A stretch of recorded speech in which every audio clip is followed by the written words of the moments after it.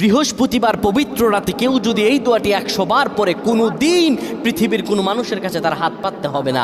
পৃথিবীর সব কিছু তার পায়ের নিচে আল্লাহ হাজির করে দিবেন। দারিদ্রতা থেকে মুক্তি দান করবেন, বিপদ আপদ থেকে মুক্তি দান করবেন, তার সম্মানকে সুউচ্চতা দান করবেন, অসুস্থতা থেকে দূরে রাখবেন।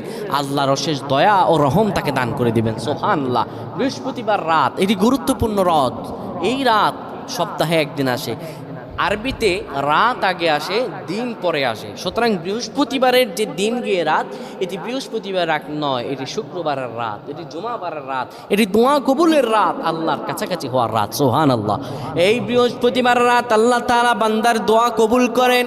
কেউ যদি বৃহস্পতিবার রাতে ঈশা নামাজের পরে পবিত্র হয়ে ইয়া হাইয়ু ইয়া হাইয়ু ইয়া হাইয়ু ইয়া রফিয়ু ইয়া রফিয়ু ইয়া রফিয়ু এই দোয়াগুলো পড়তে পারে 100 বার, আল্লাহ রাব্বুল আলামিন তার